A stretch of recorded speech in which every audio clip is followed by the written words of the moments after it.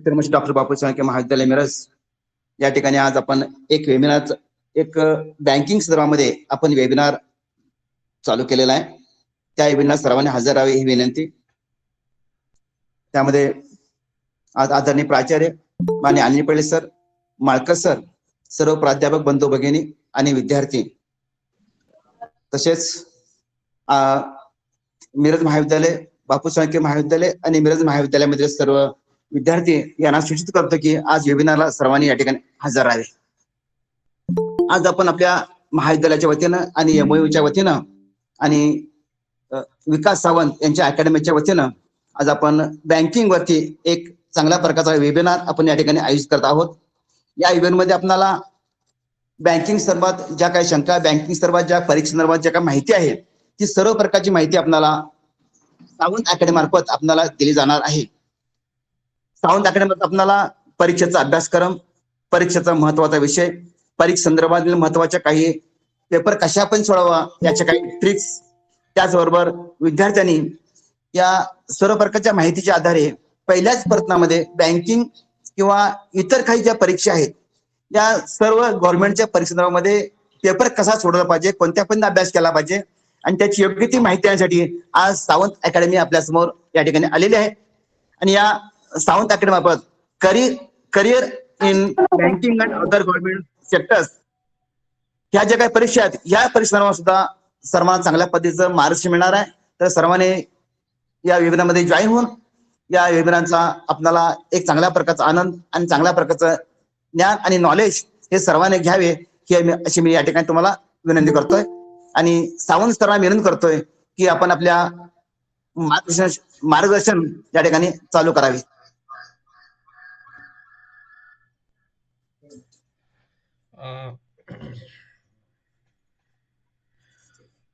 Okay, good morning everyone. चलो, माझा आवाज सगळ्यांपर्यंत येतोय? हा, येतोय सर्वांना sir. Yes yes, thank you so much sir. Okay. Bapuji Salunkhe college आणि आपलं कन्या महाविद्यालय कॉलेज मिरज यांच्या संयुक्त विद्यमानाने आपण आजचा हा प्रोग्राम आयोजित केलेला आहे, ज्याचं मेन हेडिंग आहे career in banking and other government sectors. आजच्या आहे आपल्या प्रोग्राम मध्ये विद्यार्थी मित्र हो, मी आपल्या सगळ्यांना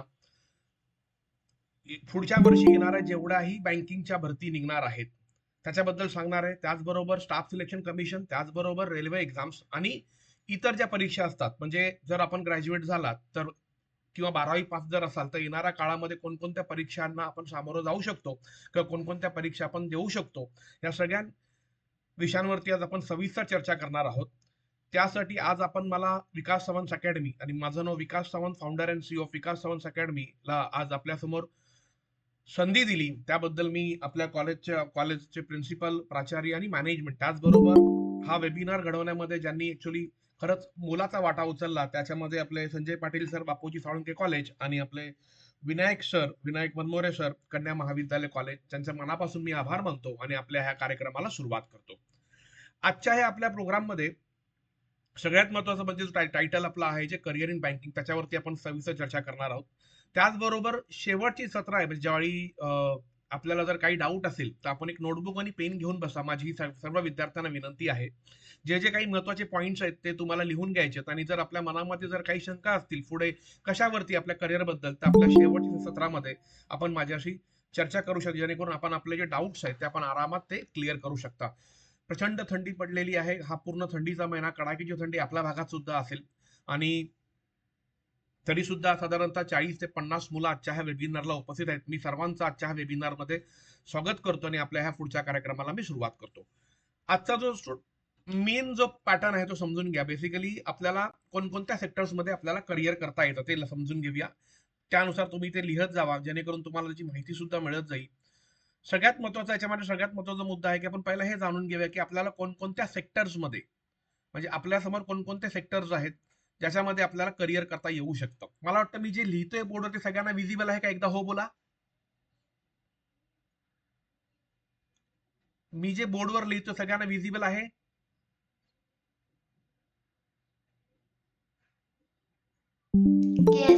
यस. फक्त थोडासा रिप्लाय करा की तुम्हाला अजूनही. Yes, thank you so much. चलो, येस, बघा सेक्टर्स त्याच्यामध्ये स्टुडंट्स पहिलं जे सेक्टर्स येते ते लक्षात घ्या. फर्स्ट सेक्टर जे आहे ते म्हणजे बँक, म्हणजे बँकिंग, ज्याला आपण म्हणूया बँकिंग सेक्टर. दुसरं आपल्याकडे सेक्टर जे आहे ते स्टुडंट्स SSC म्हणजे स्टाफ सिलेक्शन कमिशन हे डिपार्टमेंट आहे. तिसरं आपल्याकडे जे सेक्टर आहे ते म्हणजे आपण जाऊ शकतो स्टुडंट्स रेल्वे. अजूनही मुलं जॉईंट होत आहेत. आणि चौथं जे आपल्याकडे सेक्टर जे आहे ते म्हणजे स्टुडंट्स आहे इन्शुरन्स. आणि पाचवं जे सेक्टर जे आहे त्याला आपण म्हणतो SSB. SSB म्हणजे काय? सरळ सेवा भरती. या पाचही सेक्टरवरती आपण बोलणार आहोत.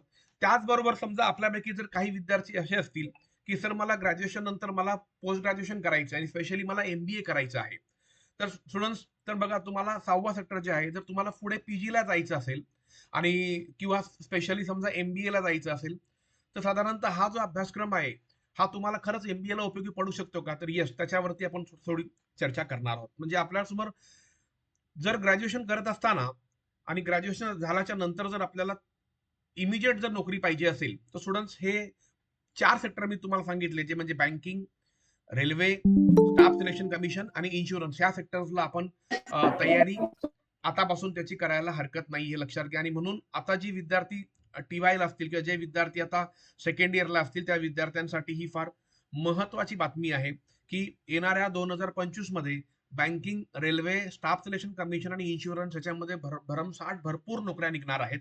फक्त आपल्याला त्या नोकऱ्या कधी निघतात, त्याचे फॉर्म्स कसे भरायचे, त्याचबरोबर फॉर्म भरल्याच्या नंतर तयारी करायची का हॉल तिकीट आल्यावर तयारी करायची का किंबहुना 4 ते 5-6 महिने अगोदर इन ऍडव्हान्स तयारी करायची, ह्याच्याबद्दल जर आपल्याला माहित पडलं आणि तुम्ही जर आतापासून जर तयारी चालू केली, तुमचा कॉलेजचा अभ्यास चालू असताना, तर स्टुडंट्स ग्रॅज्युएशन झाल्याच्या नंतर कदाचित तुमच्या हातामध्ये तुमचं फायनल इयरचा रिझल्ट नसेल, पण कदाचित तुमच्याकडे नोकरीसाठी तुम्हाला जॉईनिंग लेटर तुमच्या हातामध्ये असू शकतं. आणि असं बरेचदा घडलेलं आहे.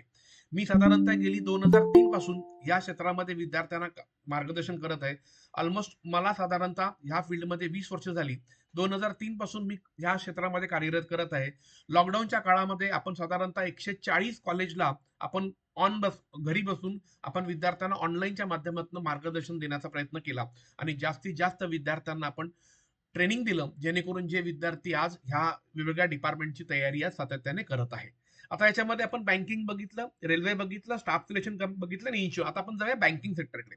आता तुम्ही जर डिपार्टमेंट वाईज जर बघायला गेलं तर बँकिंग. आता बँकिंग मध्ये सगळ्यात महत्वाचं म्हणजे सगळ्यांना माहिती आहे ती म्हणजे दोन, याच्यामध्ये आपण 3 पार्ट त्यांनी याच्यामध्ये डिवाइड केलेले आहेत. बघा, एक पहिला पार्ट जो केलेला आहे तो म्हणजे IBPS. आता IBPS म्हणजे काय? ही एक प्रायव्हेट बॉडी, लक्षात घ्या, तुम्हाला IBPS मध्ये नोकरी मिळत नाही. तर IBPS काय? एक प्रायव्हेट बॉडी आहे. ह्या बॉडीला IBA, what is IBA? Indian bank असोसिएशननी ह्यांना ऑथॉरिटी दिलेली की तुम्ही आमच्या वतीने पेपर कंडक्ट करा, रिझल्ट डिक्लेअर करा आणि मग आम्ही त्यांना आमच्या ब्रांचमध्ये घेतो. आता अशा प्रकारे लक्षात घ्या, IBPSच्या मार्फत जर तुम्ही तयारी करताय, तर IBPS मध्ये तुम्हाला कोणकोणत्या बँकेमध्ये जाण्याची संधी मिळते? साधारणतः टोटल 11 नॅशनलाइज्ड बँक आहेत. लक्षात घ्या, 11 नॅशनलाइज्ड बँका आहेत, ज्याच्यामध्ये students bank of Maharashtra, bank of Baroda, bank of India, Punjab national bank, ह्या कॉर्पोरेशन बँक, ह्या बँका आजही आपल्या इथे आहेत. ह्या बँकांमध्ये तुम्हाला जाण्याची संधी मिळते. त्यासाठी तुम्हाला IBPSचा पेपर देणं गरजेचं आहे. IBPS मार्फत घेतली जाणारी परीक्षा. मग ही परीक्षा कोण घेतं? तर स्टुडंट्स ही परीक्षा IBPS घेते, पण कोणासाठी घेते? हे 11 नॅशनलाइज बँकांसाठी घेते, लक्षात घ्या. मग IBPSचं काम काय आहे? फक्त परीक्षा घेणं आणि तुमचा रिझल्ट डिक्लेअर करणं. त्याचबरोबर स्टुडंट्स दुसरी जी बँक आहे जी आपल्याला सगळ्यांना माहिती आहे ती म्हणजे आहे students state bank of India, SBI.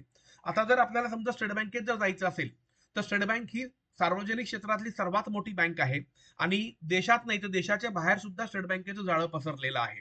तर तुम्ही स्टेट बँकेत सुद्धा परीक्षा देऊन तुम्ही स्टेट बँकेत सुद्धा जाऊ शकता. त्याचबरोबर स्टुडंट दुसरा एक आहे तो म्हणजे RBI, reserve bank of India. आपल्याला समजा जर RBI जायचं असेल तर आपण RBI सुद्धा आपण ट्राय करू शकता, ज्याला आपण म्हणतो रिझर्व्ह बँक ऑफ इंडिया. आणि दुसरा आहे RRB. म्हणजे काय?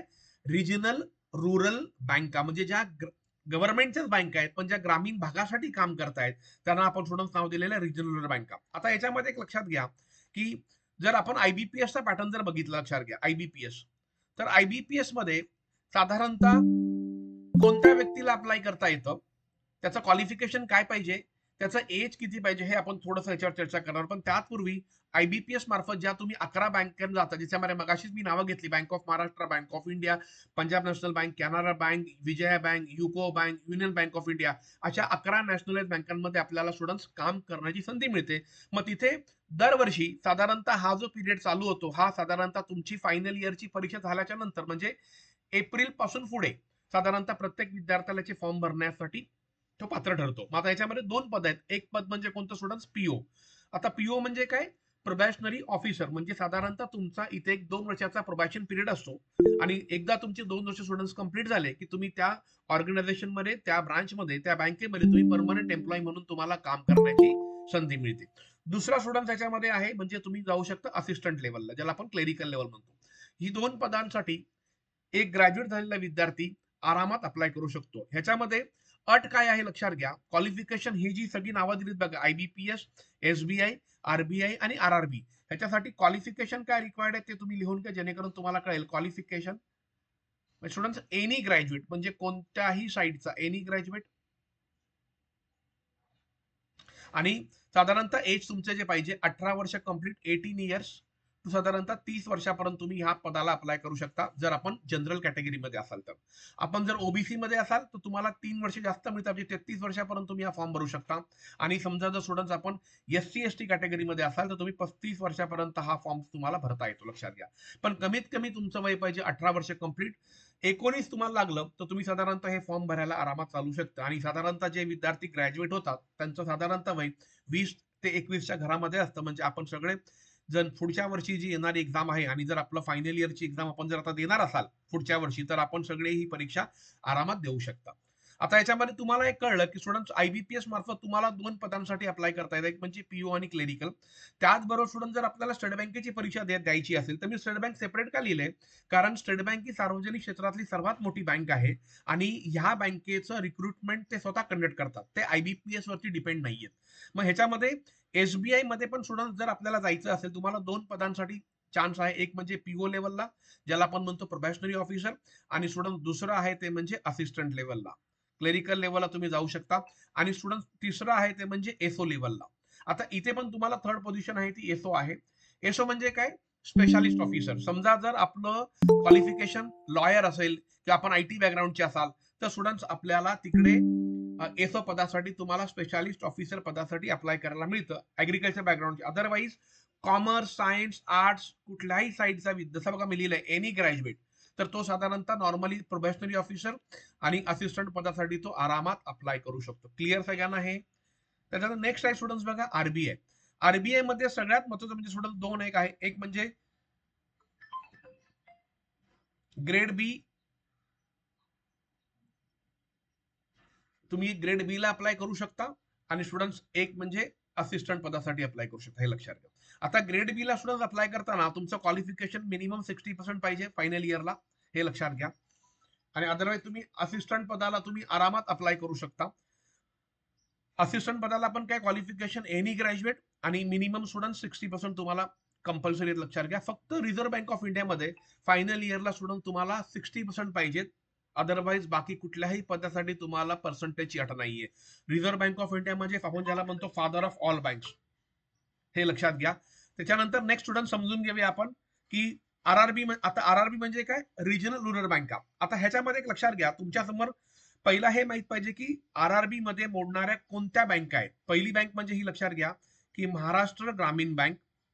ही साधारणतः ग्रामीण भागामध्ये काम करणारी बँक आहे, ज्याला स्पॉन्सर्ड केलंय बँक ऑफ महाराष्ट्र, आणि हे लक्षात घ्या अंडर गव्हर्नमेंट ऑफ इंडिया. आणि दुसरी स्टुडंट बँक आहे ती म्हणजे विदर्भ कोकण ग्रामीण बँक, ज्याला स्पॉन्सर्ड केलंय बँक ऑफ इंडियाने. तर ह्या ज्या बँका आहेत ह्यांच्या साधारणतः स्टुडंट्स तुम्ही जर पाहायला गेलात तर ह्या दोन्ही बँकांचं जाळं पूर्ण महाराष्ट्रभर पसरलेलं आहे. आणि प्रत्येक ग्रामीण भागामध्ये, प्रत्येक जिल्ह्यांमध्ये स्टुडंट्स ह्या बँका ग्रामीण भागाला डेव्हलप करण्यासाठी काम करत आहेत. मग तुम्ही RRB म्हणजे कुठली रिजनल रुरल बँकेची जरी परीक्षा दिली तरी स्टुडंट तुम्हाला ह्या 2 बँकांमध्ये काम करण्याची संधी मिळते. त्याचबरोबर लक्षात घ्या, ह्यांचे जे पेपर आहे स्टुडंट, ह्यांचं पेपर कोण डिसाईड करतं? IBPS मार्फतच ह्यांचे पेपर्स घेतले जातात. कोणाचे? RRB चे सुद्धा, रिजनल रुरल बँकेचे पेपर सुद्धा IBPS मार्फतच घेतले जातात. क्लिअर झालं सगळ्यांना? म्हणजे हा जो बँकेचा पॅटर्न आहे बघा बँकिंग इंडस्ट्रीमध्ये जर तुम्हाला जायचं असेल बँकिंग सेक्टरमध्ये, तर आपल्यासमोर स्टुडंट्स IBPS मार्फत जी परीक्षा होते 11 बँकांसाठी, त्याच्यामध्ये तुम्ही 2 पदांसाठी अप्लाय करू शकता, एक ऑफिसर आणि क्लेरिकल, हे तुम्हाला कळलं. त्याचबरोबर तुम्ही स्टुडंट्स SBI साठी सुद्धा तुम्ही क्लेरिकल आणि ऑफिसर पदासाठी जाऊ शकता. RBI मध्ये पण सुद्धा तुम्ही ग्रेड बी आणि असिस्टंट पदासाठी जाऊ शकता. आणि स्टुडंट्स RRB म्हणजे काय, रिजनल रुरल बँका, ज्या 2 बँका आहेत महाराष्ट्रामध्ये कार्यरत, एक म्हणजे महाराष्ट्र ग्रामीण बँक आणि दुसरी म्हणजे स्टुडंट्स विदर्भ कोकण ग्रामीण बँक, ज्याला स्पॉन्सर्ड केलेलं आहे बँक ऑफ महाराष्ट्र आणि बँक ऑफ इंडिया. ह्याच्यामध्ये क्वालिफिकेशन काय पाहिजे, एनी ग्रॅज्युएट, अनुभवाची गरज नाहीये, पर्सेंटेजची गरज नाहीये, आणि साधारणतः तुमचं कमीत कमी वय 18 वर्ष पाहिजे, आणि मॅक्झिमम तुम्ही जर ओपन कॅटेगरीमध्ये असाल तर तुम्ही साधारणतः 30 इयर्स पर्यंत तुम्ही हा फॉर्म भरू शकता. हे बँकिंगचं सेक्टर जर सगळ्यांना क्लिअर झालं असेल तर एकदा हँडरेज वरती क्लिक करा आणि मला रिप्लाय द्या, जेणेकरून मी पुढच्या सेक्टरकडे जातो. बँकिंगच्या सेक्टरचं सगळ्यांना क्लिअर झालेलं आहे? Students click on hand raise option, मला एकदा, जेणेकरून मला कळेल की यस आपल्याला बँकिंग सेक्टरचं क्लिअर झालेलं आहे. यस, आता आपण जे डिस्कस केलेलं आहे ते कम्प्लिटली आपण आता बँकिंग बद्दल डिस्कस केलेलं आहे. Yes, thank you so much for your kind reply. Okay, आता आपण स्टुडंट पुढचे जे आपला जो मेन पार्ट आहे, बँकिंग झालं. आता आपण जाऊया इतर जे गव्हर्नमेंट सेक्टर्स आहेत त्याच्यावर थोडीशी चर्चा करूया. ज्याच्यामध्ये स्टुडंट्स बघा, एक आहे SSC, ज्याचा फुल फॉर्म आहे staff selection commission. Staff selection commission, SSC.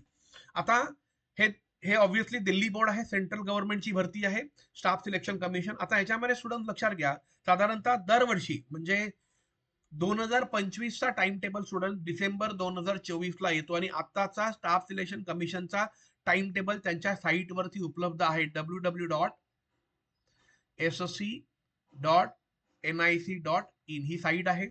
आणि बँकिंगसाठी साईट लिहून घ्या, जर बँकिंगच्या भरती आल्यात की नाही त्या चेक करायला साईट कुठली आहे, www.ibps.in या साईटवर तुम्हाला जायचं आहे. आणि जर तुम्हाला अजून याचे डिटेल्स माहिती पाहिजे असतील तर स्टुडंट्स आपण आपल्या सरांनी आपापल्या ग्रुपवरती बघा एक मेसेज पाठवलाय, त्या मेसेजमध्ये आपल्या ग्रुपची लिंक आहे.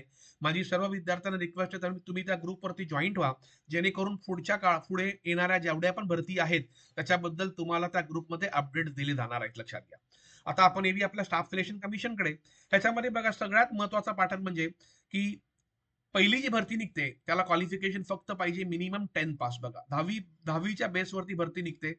18 वर्ष कुठल्याही गव्हर्नमेंटच्या पदाला कंपल्सरी आहेत, लक्षात घ्या, 10 pass.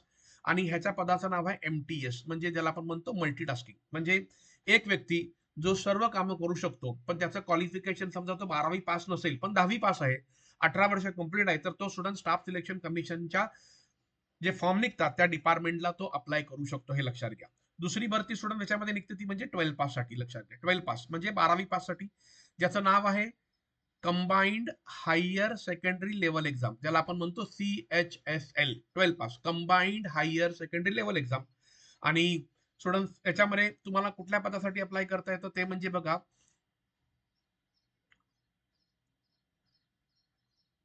Junior clerk, court clerk, sorting assistant, postal assistant, अशा वेगवेगळ्या पदासाठी स्टुडंट तुम्हाला 12 पासच्या बेस होती, किंवा डेटा एंट्री ऑपरेटर.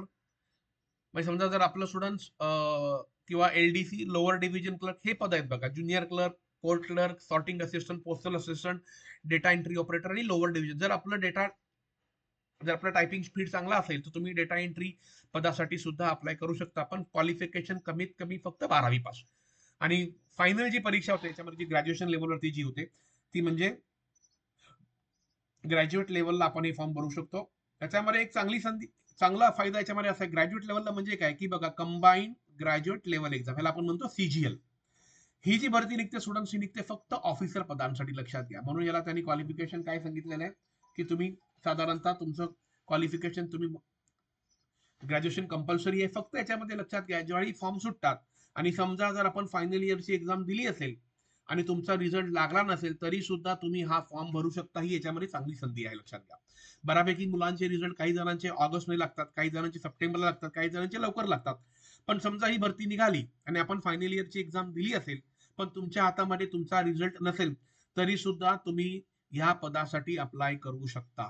क्लिअर सगळ्यांना हे? म्हणजे हे झालं स्टुडंट ग्रॅज्युएट पदासाठी, ज्याला आपण म्हणतो सीजीएल ऑफिसर पदासाठी तुम्ही अप्लाय, ज्याच्यामध्ये income tax officer, central excise officer, वेगवेगळ्या टॅक्स असिस्टंट, वेगवेगळ्या डिपार्टमेंटमध्ये वेगवेगळ्या पदांसाठी तुम्ही सीजीएल साठी अप्लाय करू शकता. आता ह्याच्यामध्ये ह्याची खासियत सांगतो काय आहे, की तुम्ही ज्यावेळी स्टुडंट ह्या पदांसाठी अप्लाय करता, लक्षात घ्या मी काय सांगतो. 10वी बेसवरती मल्टीटास्किंग, 12वी बेसवरती combined higher secondary level exam आणि ग्रॅज्युएटसाठी सीजीएल पदासाठी ज्यावेळी तुम्ही अप्लाय करताय स्टुडंट, तर पदांसाठी ह्या पदांसाठी कोणत्याही प्रकारची पर्सेंटेजची अट नाहीये आणि कोणत्याही प्रकारची अनुभवाची गरज नाहीये. म्हणजेच इथे क्वालिफिकेशन काय आहे बघा, 10वी कमीत कमी 10वी पास तुम्ही ह्या पदाला अप्लाय करू शकता, कमीत कमी 12वी पास तुम्ही ह्या पदाला अप्लाय करू शकता, आणि कमीत कमी जर ग्रॅज्युएट असाल तर तुम्ही स्टुडंट्स 1, 2 आणि 3 पदासाठी तुम्ही अप्लाय करू शकता. आणि ही भरती स्टुडंट सेंट्रल गव्हर्नमेंट मार्फत स्टाफ सिलेक्शन कमिशन बोर्डातर्फे ही भरती दरवर्षी न चुकता काढली जाते. म्हणजे आपण जर समजा आता SY ला असाल आणि समजा तुमचं 18 वर्ष जर कंप्लीट असेल तर तुम्ही 12वी पास वरती निघणारी मार्च मध्ये जी भरती आहे त्याचे फॉर्म तुम्ही आरामात भरू शकता आणि स्वतःला टेस्ट करू शकता की तुमची काय लेवलला परीक्षा प्रिपरेशन झालेलं आहे, किंवा परीक्षेचं स्वरूप कसं असतं, कशा लेवलला परीक्षा घेतली जाते, किती मुलं त्या सेंटरकडे येतात, ह्याचं तुम्ही स्वतःहून त्याचा एक्सपिरियन्स स्वतःहून घेऊ शकता. क्लिअर सगळ्यांना हे? स्टाफ सिलेक्शन कमिशनचं सगळ्यांना क्लिअर झालेले विद्यार्थी एकदा हो करून मला एकदा चार्ट रिप्लाय करा, हँड रेज वरती क्लिक करून, सर या स्टाफ सिलेक्शन कमिशन आम्हाला समजलेलं आहे. येस, तुमचे जे काही प्रश्न असतील, काही डाऊट असतील ते आपण डिस्कस करणारच आहोत. पण तत्पूर्वी जे काही मी तुम्हाला सांगतोय ती माहिती तुम्ही नोट डाऊन करून घ्या, जी येणाऱ्या काळामध्ये आपल्या प्रत्येक विद्यार्थ्याला महत्वाची ठरणार आहे. नेक्स्ट स्टुडंट्स आपण जाऊया. येस, आता आपण जाऊया स्टुडंट्स रेल्वे डिपार्टमेंटला. रेल्वे, आता रेल्वे सुद्धा स्टुडंट सेंट्रल गव्हर्नमेंटच आहे, पण याच्यामध्ये स्टुडंट्स RRB नावाचे बोर्ड असतात. आरआरबी बोर्ड आहे.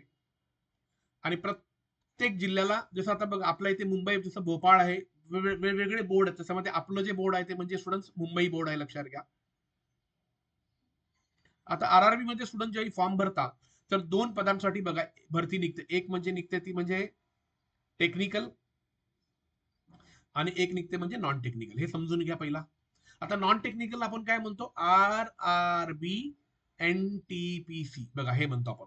आणि आत्ताच बघा स्टुडंट मागच्या 1.5 महिन्यापूर्वी रेल्वेतर्फे RRB म्हणजे नॉन टेक्निकल पदासाठी स्टुडंट जी भरती निघाली होती ती साधारणतः 11,500 पदांसाठी, बघा लक्षात घ्या, 11,500 पदांसाठी स्टुडंट आता RRB मार्फत भरती निघाली होती. आणि बहुतांश विद्यार्थ्यांनी या पदासाठी बघा साधारणतः RRB साठी माझ्याकडे आता जी मुलं तयारी करतात साधारणतः 550 पेक्षा जास्त विद्यार्थी आपल्याकडे RRBच्या भरतीसाठी सध्या विद्यार्थी ट्रेनिंग घेत आहेत. तर ही भरती स्टुडंट्स रेल्वे मार्फत निघते. ह्याच्यामध्ये बघा स्टुडंट्स परत RRB NTPC ला परत 2 क्वालिफिकेशन आहे. एक म्हणजे काही पद आहेत ती फक्त 12 पास वरती आहेत जी तुम्ही भरू शकता, आणि जी काही पद आहेत ती स्टुडंट त्याला ग्रॅज्युएशन कंपल्सरी आहे. म्हणजे तुम्ही काही पद आहेत ती ग्रॅज्युएट पदावरती भरू शकता. मग अशा तुम्हाला जर समजा आपलं ग्रॅज्युएशन नाही झाले पण 12वी झालेला तर तुम्ही 18 वर्ष कंप्लीट कंपल्सरी आहे, ग्रॅज्युएट म्हणजे गव्हर्नमेंटची भरती आहे, तर तुम्ही ह्या पदासाठी ऑनलाईन फॉर्म भरू शकता. आता एक लक्षात घ्या, परीक्षेचं स्वरूप काय असतं, परीक्षेचं पॅटर्न काय असतं, परीक्षेचे विषय काय असतात ते आपण आता पुढच्या भागात समजून घेणार आहोत.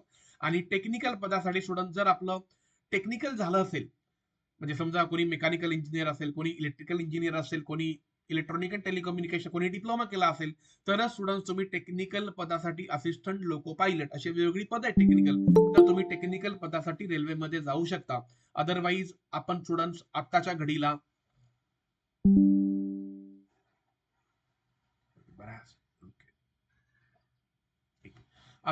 स्टुडंट तुम्ही साधारणतः RRB NTPC म्हणजे non technical science arts commerce कुठल्याही साईडचा विद्यार्थी कमीत कमी 12वी पास किंवा ग्रॅज्युएट अशा 2 पदांसाठी भरती निघते. 2 क्वालिफिकेशन साठी साधारणतः आपण फॉर्म भरू शकता. आत्ताच ही भरती साधारणतः 1 ते 1.5 महिन्यापूर्वी ही भरती येऊन गेली आणि दोन्ही मिळून रेल्वेतर्फे स्टुडंट 11,500 पदांसाठी ही भरती निघालेली होती. दरवर्षी भरती निघते आणि म्हणजे आपलं स्वप्न आहे की सर मला सरकारी खात्यामध्ये मला नोकरी पाहिजे, मला बँकिंगमध्ये पाहिजे, मला रेल्वेत जायचे, मला स्टाफ सिलेक्शन कमिशन मध्ये नोकरी पाहिजे, तर ते तुमचं स्वप्न पूर्ण होऊ शकतं जर तुम्हाला ह्याच्यातल्या बऱ्याचशा गोष्टी माहिती पडल्या तर. आता पुढे आपण जाऊया. ओके, रेल्वे बद्दल तुम्हाला स्टुडंट्स क्लिअर झालं. ह्याला क्वालिफिकेशन मग काय सांगितलं, 12वी पास, ग्रॅज्युएट, पर्सेंटेजची अट नाही, एज लिमिट तेच 18 ते 30 लक्षात घ्या. आता रेल्वेसाठी तुम्हाला बेनिफिट आहे की तुम्ही 18, कमीत कमी 18, आणि जी कोविडमध्ये बघा 3 वर्ष आपली जी वेस्ट गेली, तर त्यांनी ह्यावेळी जी भरती निघाली होती त्याला त्यांनी 18 ते 36 वर्षापर्यंत ओपन कॅटेगरीतला विद्यार्थी फॉर्म भरू शकत होता. म्हणजे त्यांनी ते 3 वर्ष इथे भरून काढलेली आहेत. कमीत कमी 18, मॅक्झिमम 36. जर ओबीसी कॅटेगरीमध्ये असाल तर 39, आणि जर एससी एसटी मध्ये असाल तर स्टुडंट आपण 41 वर्षापर्यंत हे रेल्वेचे फॉर्म भरू शकत होतो. येस, आता रेल्वे बद्दल सगळ्यांना क्लिअर आहे? येस, एकदा हात वरती करा, हँडरेज वरती क्लिक करा, जेणेकरून आपल्याला पुढे जाता येईल. बघा मी तुम्हाला सविस्तर सगळं सांगतोय जेणेकरून तुम्हाला डिसिजन घेताना बरं पडेल. आणि तुम्ही जर कंबाईन तयारी केली, कारण बघा या जेवढे पण डिपार्टमेंटची मी तुम्हाला आता माहिती देतोय त्या सगळ्या डिपार्टमेंटची स्टुडंट्स कंबाईन जर तयारी तुम्ही आतापासून चालू केली तर स्टुडंट तुम्ही कुठलीही परीक्षा आरामात देऊ शकता, कारण ह्या सगळ्या डिपार्टमेंटचे पेपर्स सगळे सेम आहेत, लक्षात घ्या. नेक्स्ट आपण जाऊया स्टुडंट्स. आता आपण जाऊया स्टुडंट इन्शुरन्स डिपार्टमेंटकडे.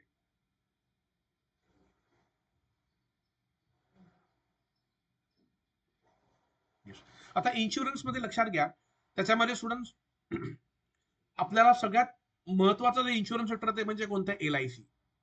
आता बऱ्याच जणांना काय वाटतं इन्शुरन्स मध्ये काम करायचं म्हणजे काय, की मला पॉलिसी विकायची का? नाही. त्यासाठी पॉलिसी विकण्यासाठी त्यांनी एक ऑथोराइज एजंट नेमलेले असतात, त्यांना ती संधी दिली जाते. पण जर आपल्याला इन्शुरन्स डिपार्टमेंटला आतमध्ये जर ऍडमिन मध्ये काम करायचं असेल तर स्टुडंट तुम्हाला 2 पदांसाठी भरती निघते, एक म्हणजे असिस्टंट पदांसाठी आणि एक म्हणजे student assistant administrative officer AO पदासाठी भरती निघते. हे सगळ्यांना क्लिअर झालं? एक असिस्टंट आणि एक असिस्टंट ऍडमिनिस्ट्रेटिव्ह ऑफिसर. आता याच्यामध्ये सगळ्यात म्हणजे LIC, त्याच्यानंतर new India assurance company limited, नंतर students national insurance company limited, then students oriental insurance company limited, आणि students UIIC united India insurance company limited. तर ह्या 5 कंपन्यांमध्ये इन्शुरन्स मार्फत ज्या सेंट्रल गव्हर्नमेंटच्या company under government of undertaking, ह्या कंपन्यांमध्ये आपल्याला स्टुडंट आयदर असिस्टंट किंवा असिस्टंट ऍडमिनिस्ट्रेटिव्ह ऑफिसर पदासाठी काम करण्याची संधी मिळते, ज्याला स्टुडंट्स क्वालिफिकेशन आहे एनी ग्रॅज्युएट, आणि कोणत्याही पदाची गरज नाहीये, कोणत्याही पर्सेंटेजची गरज नाहीये, एनी ग्रॅज्युएट, आणि मिनिमम तुमचं वय साधारणतः 20 इयर्स ते स्टुडंट 30 इयर्स पर्यंत तुम्ही हा फॉर्म आरामात भरू शकता.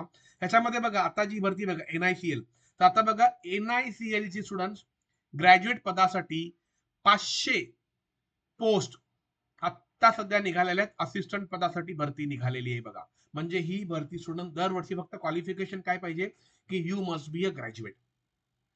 मग स्टुडंट्स हे झालं स्टुडंट्स इन्शुरन्स डिपार्टमेंटचं.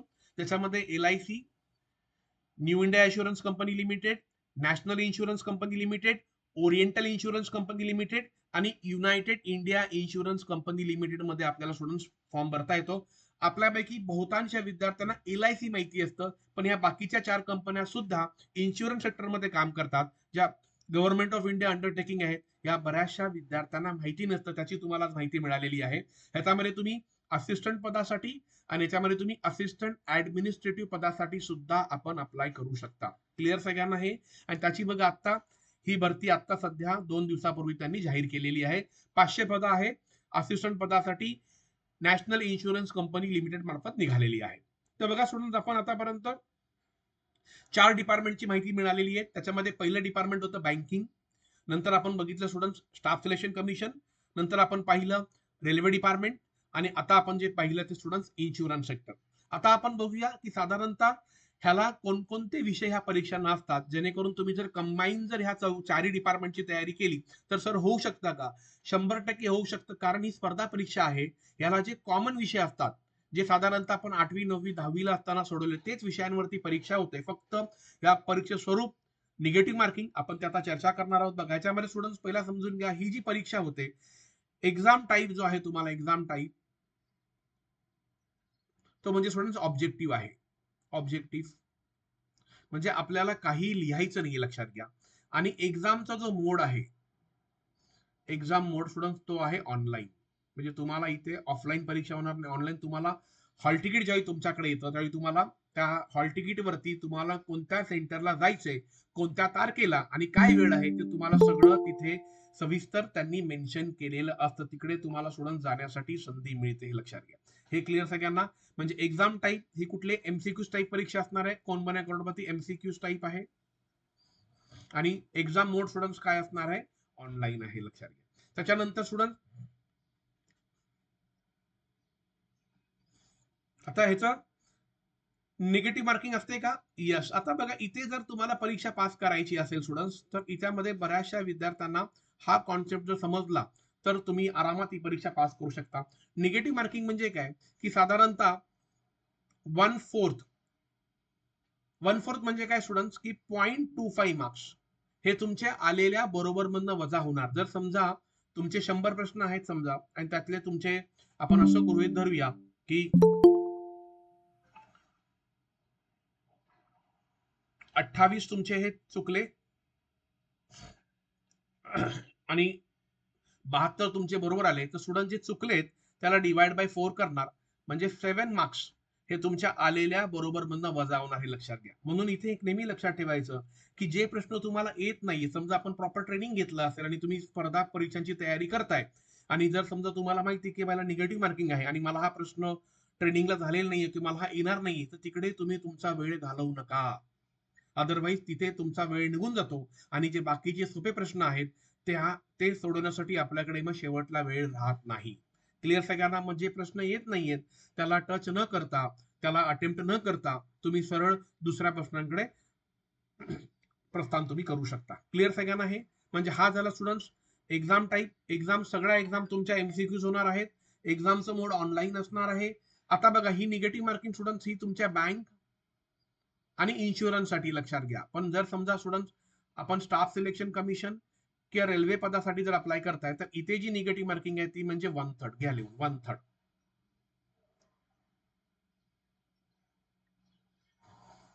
हे क्लिअर सगळ्यांना? यस. आता आपण स्टुडंट जाऊया की ह्याच्यामध्ये सब्जेक्ट्स काय असतात लक्षात घ्या. सब्जेक्ट्स जे आपल्याला तयारी करायची आहे. सब्जेक्ट्स साधारणतः स्टुडंट जे चारही परीक्षा होतात. एक मिनिट हा, अजूनही मुलं जॉईन होत आहेत.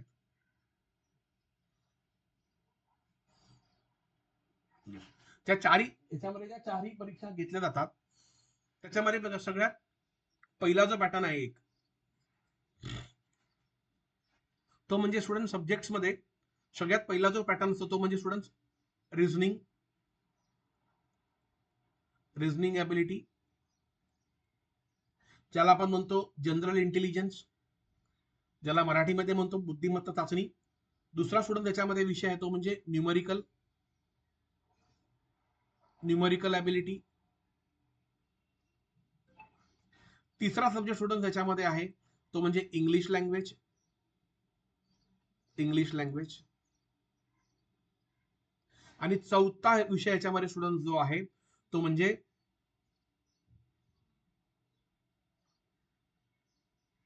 Current affairs. करंट अफेअर्स ह्या चार विषयांची स्टुडंट आपल्याला जर आपण तयारी केली तर तुम्ही साधारणतः सगळ्या परीक्षा आरामात देऊ शकता. हे क्लिअर सगळ्यांना? हे स्टुडंट्स एक मिनिट एक मिनिट तोपर्यंत स्टुडंट्स हे लिहून घ्या आपण सगळ्यांनी.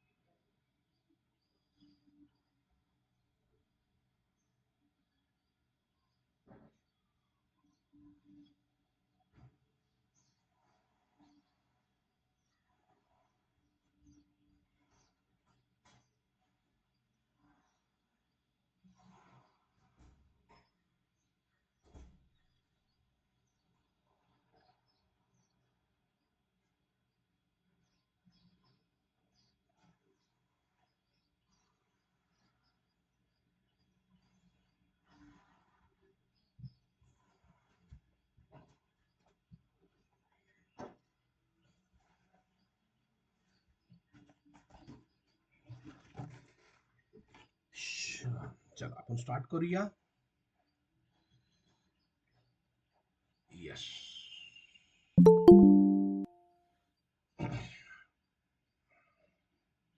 येस. आता ह्याच्यामध्ये लक्षात घ्या स्टुडंट्स, इंग्लिश जो लँग्वेज आहे, आता लँग्वेज तुम्ही कोणकोणत्या लँग्वेज मध्ये ही परीक्षा देऊ शकता, आपण त्याच्यावर थोडी चर्चा करणार आहोत. येस. आता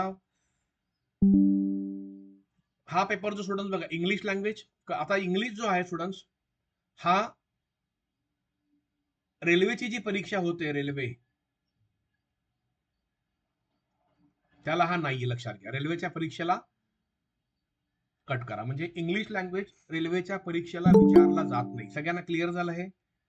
म्हणजे जर समजा रेल्वेची जर आपण परीक्षा देणार असाल तर तुम्हाला इंग्लिश हा विषय तिकडे नाहीये.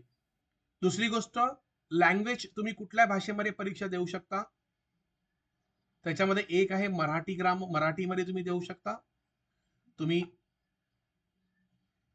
हिंदीमध्ये देऊ शकता, आणि तुम्ही स्टुडंट्स इंग्रजीमध्ये देऊ शकता. लक्षात घ्या, ह्या तिन्ही लँग्वेज मध्ये तुम्ही हा पेपर देऊ शकता. एक तर मराठी तर पूर्ण मराठीमध्ये, हिंदी तर पूर्ण हिंदीमध्ये, इंग्रजी तर पूर्ण. म्हणजे तुम्ही आता बँकेच्या परीक्षा, रेल्वेच्या परीक्षा, स्टाफ सिलेक्शन कमिशन परीक्षा स्टुडंट्स आता आपण आपल्या मातृभाषेमध्ये पण देता येणार आहेत. फक्त काय तिथे लिहायचं काही नाहीये, प्रश्न मराठीमध्ये येणार आणि तुम्हाला फक्त टिक करायचं राईट आन्सर वरती.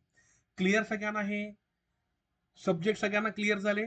म्हणजे हे आपण आतापर्यंत जे 4 सेक्टर बघितले, banking, railway, staff selection commission, insurance, या 4ही सेक्टरला स्टुडंट साधारणतः कॉमन, रिझनिंग, न्यूमरिकल, इंग्लिश आणि करंट अफेअर्स 4ही विषय सगळ्यांना आहेत. तर आपल्याला 4ही विषयांची जर आपण कंबाईन तयारी केली तर तुम्ही 4ही सेक्टरला आरामात फॉर्म भरू शकता. चलो, इथपर्यंत सगळ्यांना आतापर्यंत आपण जे घेतलेलं आहे तिथपर्यंत सगळ्यांना क्लिअर झालेलं आहे का? जर क्लिअर असेल स्टुडंट तर एकदा हँड रेज वरती क्लिअर करा, म्हणजे मी आता तुम्हाला पुढची सिलेक्शन प्रोसेस सांगणार आहे.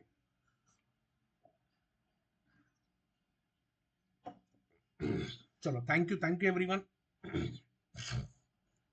आता आपण पुढे जाऊया. आता लिहून घ्या स्टुडंट्स की आपण सगळ्यांनी समजा सगळं तुम्हाला समजलं, पण नेमकी तयारी कशा प्रकारे करायची, काय सिलेक्शन प्रोसेस आहे, किती कट ऑफ लागू शकतो, तर याच्यावरती बघा. आता सिलेक्शन प्रोसेस,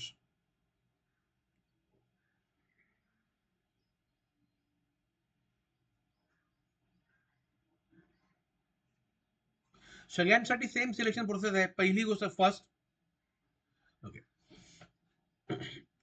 पहिला तुम्हाला स्टुडंट द्यायची असते ती म्हणजे प्रिलिमिनरी एक्झाम, प्रिलिमिनरी, ज्याला आपण म्हणतो पूर्व परीक्षा. दुसरी तुम्हाला द्यायची असते ती म्हणजे मेन्स एक्झाम, ज्याला आपण म्हणतो स्टुडंट्स मुख्य परीक्षा. आणि तिसरं स्टुडंट त्याच्यामध्ये लक्षात घ्या, थर्ड आहे स्टुडंट्स इंटरव्ह्यू, ज्याला मुलाखत. आणि चौथं आहे स्टुडंट्स त्याच्यामध्ये जॉईनिंग. अशा 4 याच्यामध्ये सिलेक्शन प्रोसेस डिवाइड केलेले आहे. आता जर तुम्ही समजा स्टुडंट्स स्टाफ सिलेक्शन कमिशन,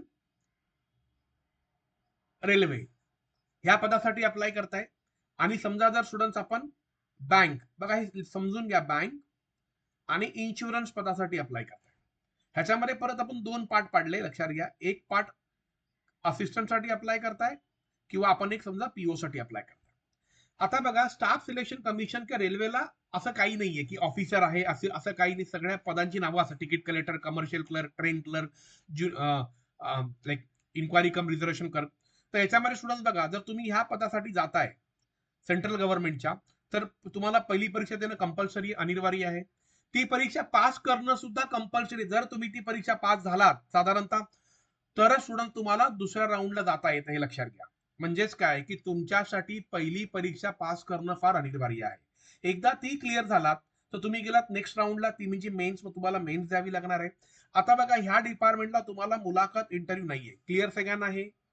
आणि डायरेक्ट तुमचं काय होणार, मग डायरेक्ट जॉईनिंग. म्हणजे इकडे तुम्हाला कोणत्याही अधिकाऱ्याला भेटायचं नाहीये. जे काय तुमच्याकडे टॅलेंट आहे, जे काय तुम्ही फॉर्म भरल्यावर जो स्टडी चालू केलेला आहे, किंवा तुम्ही आतापासून जो स्टडी चालू केलेला आहे, तो तुम्हाला त्या पेपरमध्ये साधारणतः 1 अवर मध्ये शो करायचा. 1 तास फक्त परीक्षा होते 1 अवर मध्ये. आणि त्या 1 अवर मध्ये, त्या 90 मिनिट्स मध्ये तुम्हाला स्टुडंट्स, किंवा 1.5 तासामध्ये तुम्हाला students number of questions maximum right attempt करायचे. ओके, आता याच्यामध्ये लक्षात घ्या, जर तुम्ही समजा बँक आणि इन्शुरन्स पदासाठी अप्लाय करताय, ओके, तर याच्यामध्ये बघा असिस्टंटला पहिली परीक्षा द्यावी लागणार आहे, दुसरीही द्यायची आहे, इथे मुलाखत नाहीये. Clear everyone and direct joining. हे सगळ्यांना क्लिअर झालं. म्हणजे आपण बँक आणि इन्शुरन्स सेक्टरसाठी जर अप्लाय करता आहेत, तर तिकडे तुम्ही 2 पदासाठी जाऊ शकता, एक असिस्टंट किंवा ऑफिसर. त्याच्यामध्ये जर असिस्टंट पदासाठी फॉर्म भरलाय तर 3च राऊंड आहेत, पूर्व परीक्षा, मुख्य परीक्षा, जॉईनिंग. पण स्टुडंट सेकंड राऊंडला केव्हा जाऊ शकता, ज्यावेळी तुमची पूर्व परीक्षा क्लिअर झाल्यावरती. आणि आता पीओला बघा, प्रिलिमिनरी, मेन्स, मुलाखत आणि स्टुडंट इंटरव्ह्यू असे तुम्हाला 4 राऊंड देणं कंपल्सरी आहे. म्हणजे हे 4 राऊंड वरती डिपेंड आहे. Is this clear everyone? हे घ्या लिहून, सविस्तर समजून घ्या. हे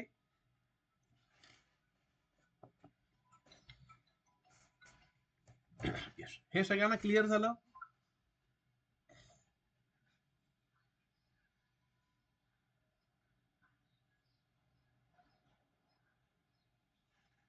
काही डाऊट्स कोणाला? चलो, हे सगळ्यांना क्लिअर आहे? चलो ग्रेट. आता स्टुडंट त्याच्यामध्ये लक्षात घ्या की ज्याही विद्यार्थ्यांना आपलं करिअर गव्हर्नमेंट डिपार्टमेंटला येणाऱ्या गव्हर्नमेंट डिपार्टमेंटमध्ये जर तुम्हाला करायचं असेल येणाऱ्या काळामध्ये स्टुडंट्स, तर त्याची तयारी किंबहुना तुम्ही इन ऍडव्हान्स चालू करणं गरजेचं आहे. ज्यासाठी आपले जे सर आहेत, संजय पाटील सर आणि विनायक सरांनी जी काही पुढाकार घेऊन बघा आज जो तुमचा आज आपला प्रोग्राम आयोजित केलेला आहे, बहुतांश विद्यार्थी येणाऱ्या काळामध्ये ट्रेनिंगसाठी इच्छुक आहात. ओके, त्याचं ट्रेनिंग सुद्धा आपण अनाउन्समेंट करणार आहोत, कधी पण चालू करतोय. इच्छुक विद्यार्थ्यांनी आपले जे रिस्पेक्टिव्ह सर आहेत, ज्यांनी आज आपला प्रोग्राम घडवलेला आहे, तुम्ही त्या सरांना तुमची नावं देऊ शकता. आणि बॅच आपण ह्याच वीकमध्ये चालू करत आहोत. बॅचचं शेड्यूल काय असणार आहे ते मी तुम्हाला आता देणारच आहे. त्याचबरोबर किती फीज आपण चार्ज करणार आहोत, किती आपल्याला तुम्हाला पे करायची, त्याच्याबद्दल सुद्धा मी डिस्कस करणार आहोत. पण त्याच्यापूर्वी स्टुडंट्स, परीक्षेला काही मी प्रश्न काढलेले होते की जे एक्झामला आतापर्यंत विचारले गेलेले आहेत, आपण त्याच्यावर थोडीशी चर्चा करूया की कोणते प्रश्न परीक्षेला विचारले जातात आणि त्याला कशा प्रकारे सोडवायचे. सगळ्यात महत्वाचं म्हणजे स्टुडंट, ह्या परीक्षेमध्ये तुम्हाला कुठल्याही प्रकारचं कॅल्क्युलेटर अलाउड नाही. लक्षात घ्या, तुम्हाला कॅल्क्युलेटर वापरण्याची याच्यामध्ये मुभा म्हणजे अलाउड नाहीये. म्हणजे विदाऊट कॅल्क्युलेटर तुम्हाला सगळे प्रश्न करायचे असतात. प्रश्न फार सोपे असतात.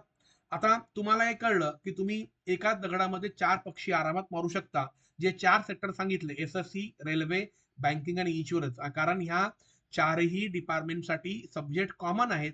तुम्ही कंबाईन तयारी करू शकता. पेपर तुम्ही आपल्या लँग्वेजमध्ये देऊ शकता. लिहायचं काही नाही. ही कम्प्लिटली एमसीक्यू टाईप परीक्षा असणार आहे, हे लक्षात घ्या. आता याच्यामध्ये काही प्रश्न आहेत जे मागच्या वर्षी विचारले गेलेले होते, तेच मी काही प्रश्न बघा आताच्या ह्याच्यामध्ये काढलेले आहेत या एक्झाम साठी.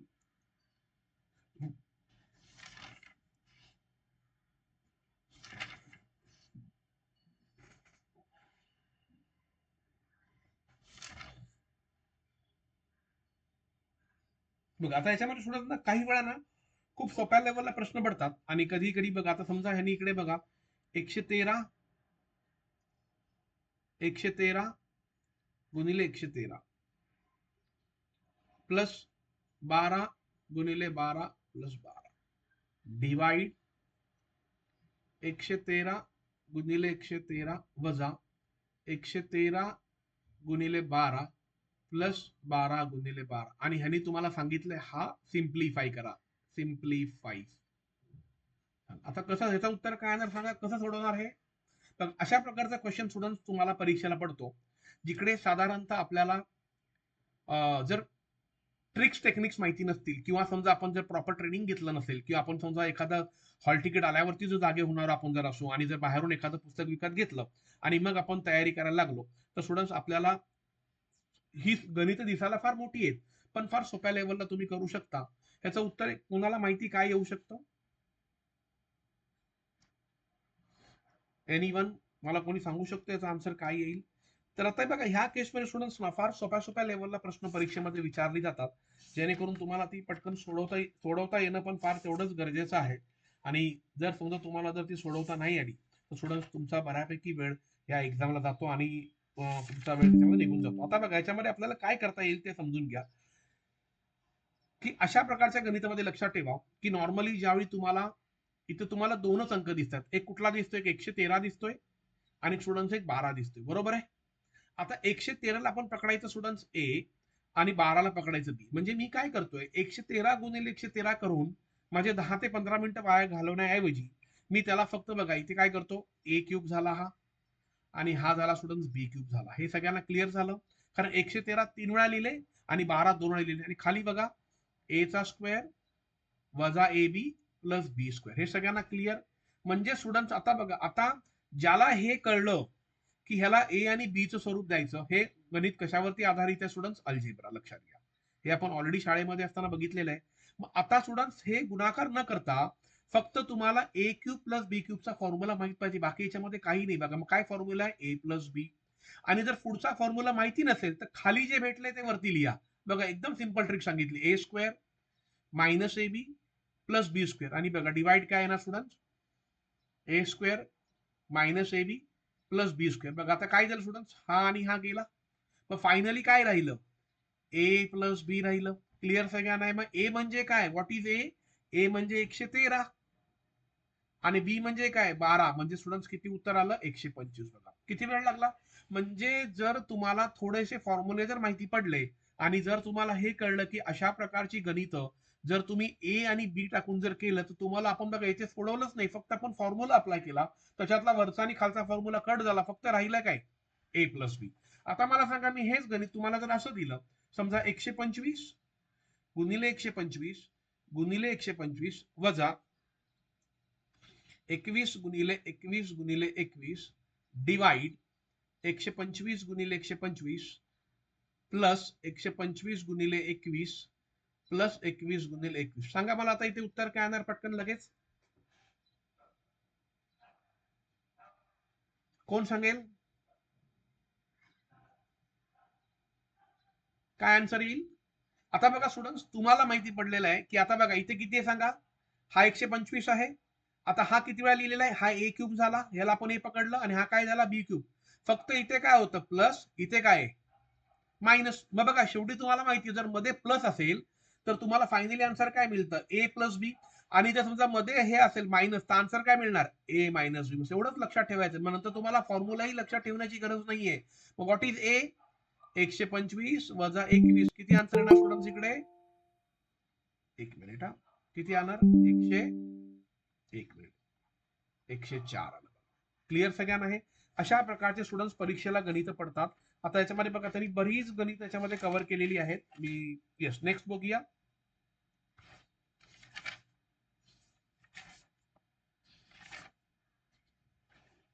येस, आता हे बघा student, simplify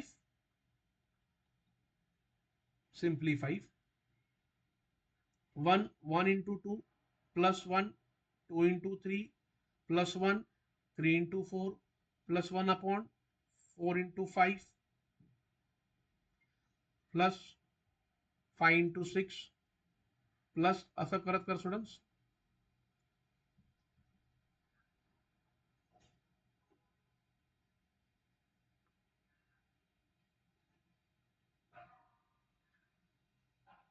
ten into 11. Yes. आता बघा स्टुडंट्स, ह्या गणितामध्ये काय करतो बघा, नॉर्मली आपण काय करतो? खालच्यांचा गुणाकार हाफ, बेत्रिक 6, 3 चौक 12, 4 पंचे 20, 6 पंचे 30 असं करत असतो, राईट? बरोबर. आणि मग काय करतो? खालच्या संख्येचा आपण काय काढायला बघतो? एलसीएम काढतो. पण स्टुडंट्स, हे जर गणित तुम्ही जर एलसीएम मार्फत करायला गेलात तर कमीत कमी तुमचे 15 मिनिटं जाणार आणि परीक्षेला तुमच्याकडे फक्त 60 मिनिटं असतात. आणि जर तुम्ही एका गणिताला 15 मिनिटं दिली तर तुमचा वेळ निघून जातो. मग अशा वेळी बघा तुम्हाला काही ट्रिक्स असतात ज्या आपण आपल्या आपल्या ट्रेनिंग मध्ये तुमच्याकडनं कव्हर करून घेतो. बघा इथे काय करायचं? ह्याला असं 2 भागात डिवाइड करायचं. बघा हाफ नाही हाफ. आता तुम्ही जर ह्याचा गुणाकार केला, क्रॉस मल्टिप्लाय, तर तुम्हाला हेच मिळणार. लक्षात घ्या. बघा मी काय केलं? हाफ असं आणि डायरेक्ट शेवटचं बघा. बाकी मधल्यांचं काही करायचं नाही. आता खालच्या संख्या बघा, याचं एक सूत्र लक्षात ठेवायचं. काय? इथून हा फॅक्टर घ्या 1/1 मायनस इथून शेवटचा घ्या 1/11 आणि इथे लिहा गुणिले 100 डी. डी म्हणजे काय? डिफरन्स. आता खाली बघा, खालच्या संख्या काय आहेत? 4 5 5 6 3 4 म्हणजे खालच्या दिलेल्या प्रत्येक संख्येत डिफरन्स कितीच आहे, एकच आहे. मग बघा काय येणार फायनली आन्सर, 11 1 जा 11, 1 1 जा 1, डिवाइड 11 1 जा 11 इंटू 1/1, कारण डिफरन्स किती एकच आहे, म्हणजे फायनल आन्सर काय आलं स्टुडंट, 10/11 आलं. लक्षात घ्या. म्हणजे अशा प्रकारे तुम्हाला फक्त फ्रॅक्शन्स वेगळे करून पहिलं आणि शेवटचं फ्रॅक्शन घेऊन त्यातला डिफरन्स काढायचा, त्यांचा गुणाकार करायचा आणि हा डिफरन्स लिहायचा. हा डिफरन्स कुठला आहे, खालच्या संख्यांमधला डिफरन्स आहे. तर स्टुडंट अशा प्रकारचे क्वेश्चन्स तुम्हाला एक्झाम्सला बऱ्यापैकी विचारले जातात आणि साधारणतः आपल्याला थोडस त्याच्यातलं गायडन्स नसल्यामुळे थोडंसं बघा आपला बऱ्यापैकी याच्यामध्ये वेळ जातो. नेक्स्ट बघूया क्वेश्चन. बघा हा एक प्रश्न त्यांनी परीक्षेमध्ये विचारलेला आहे. येस, हा वाला बघा. काही प्रश्न काढलेले आहेत एक्झामला. येस बघा, आता हा प्रश्न आहे स्टुडंट, 3 3 3 3 इन्फिनिटी. आणि असाच प्रश्न त्यांनी बघा परत परीक्षेला विचारलाय, 5 5 5. ओके, आता मला सांगा स्टुडंट, प्रश्न क्रमांक 1 आणि प्रश्न क्रमांक 2 मध्ये काय फरक आहे सांगा पटकन.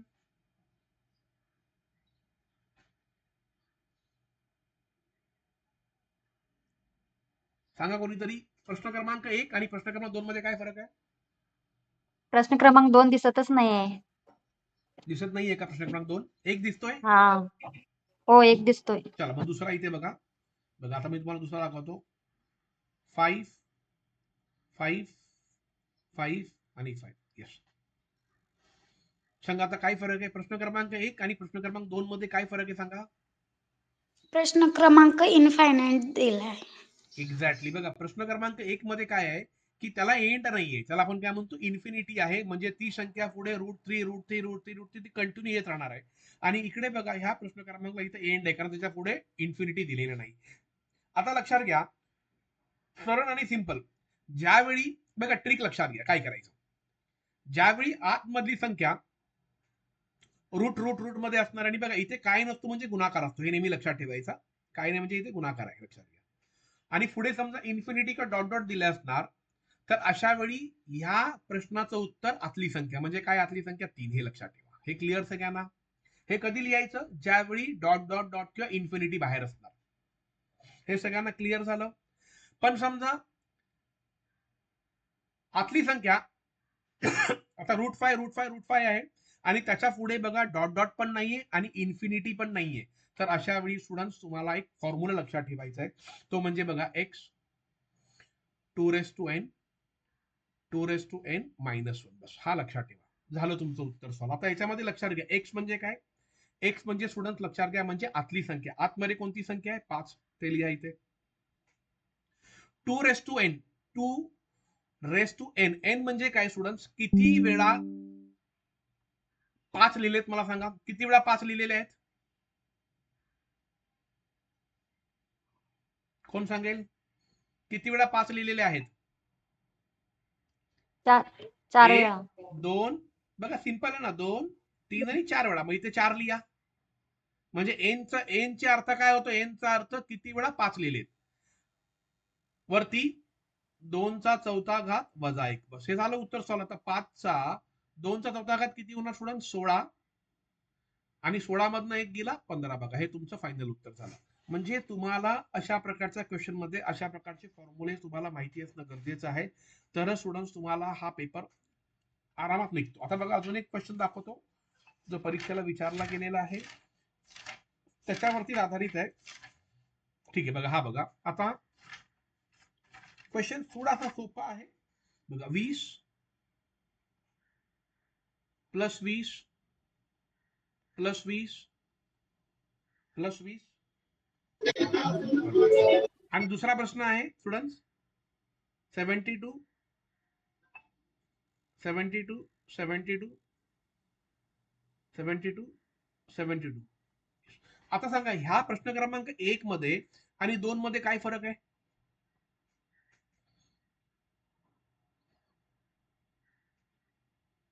पटकन सांगा. प्रश्न क्रमांक 1 आणि प्रश्न क्रमांक 2 मध्ये काय फरक आहे? Minus plus. एक्झॅक्टली. बघा परफेक्ट सांगितलं की पहिल्या प्रश्नामध्ये प्लस आहे, दुसऱ्यामध्ये मायनस आहे. बघा स्टुडंट, अशा प्रकारच्या गणितामध्ये आपल्याला सोडवायचं नाहीये. बघा स्पर्धा परीक्षा म्हणजे काय, की तुम्हाला जलद गतीने कमीत कमी वेळामध्ये तुम्हाला प्रश्न सोडवता यायला पाहिजे. मग आता इथे बघा 20 दिलेले आहे, तर 20चा अर्थ काय समजून घ्या. आता आपल्याला काय करायचंय, की जर प्लस असेल तर तुम्हाला मोठा फॅक्टर पकडायचा. लक्षात घ्या, आन्सर काय पकडायचं, मोठा फॅक्टर. आणि जर मायनस असेल आतमध्ये, तो कुठला पकडायचा, लहान फॅक्टर. हे लक्षात घ्या. या ट्रिक्स मी तुम्हाला ट्रेनिंग मध्ये शिकवणार आहे. आता बघा, मला सांगा 20 ची फॅक्टर पाडा. 20 चे असे फॅक्टर पाडा की ज्या दोन फॅक्टरचा डिफरन्स 1 यायला पाहिजे. सांगा 20 चा काय फॅक्टर पडतो, एक म्हणजे 10 दुने 20 आणि दुसरा म्हणजे काय, 4 पंचे 20. हे बरोबर आहे. मग आता आपल्याला कुठला फॅक्टर पाडायचा आहे, की ज्या फॅक्टरचा डिफरन्स 1 यायला पाहिजे. म्हणजे 4 आणि 5 मध्ये अंतर कितीच पडतं, 1च. मग आता मला सांगा, आतमध्ये जर प्लस असेल तर आपण कुठला फॅक्टर घेणार, मोठावाला. मग 4 आणि 5 मध्ये मोठा कोण आहे, 5. हे तुमचं काय झालं, उत्तर. क्लिअर सगळ्यांना हे. म्हणजे ह्या क्वेश्चनचं उत्तर झालं 5. आता इथे सांगा, इथे काय आहे, 72, 72, 72 आणि 72. बरोबर आहे. मग आता मला सांगा 72, 72, 72, 72. मग आता आतमध्ये मायनस आहे, 72 ची पहिला फोड पडा. काय फोड पडते 72 ची, 8 9 72. कारण मला फोड कुठली पाहिजे, ज्या दोन फॅक्टरचा डिफरन्स 1 यायला पाहिजे. पण आपला नियम काय, जर आतमध्ये मायनस साईन असेल तर मी कुठला फॅक्टर घेणार, लहान फॅक्टर. मला सांगा मग 8 9 मध्ये लहान कोण आहे, 8. हे तुमचं झालं उत्तर. हे क्लिअर सगळ्यांना. तर स्टुडंट, अशा प्रकारची गणित तुम्हाला परीक्षेमध्ये पडतात. आता समजा मी तुम्हाला अजून एक दिलं, 4 4 6 2 गुणिले 5. सांगा याचा आन्सर काय येणार, पटकन सांगा, लगेच करा गुणाकार बघू. बघा सगळ्यात पहिला कोण सांगते,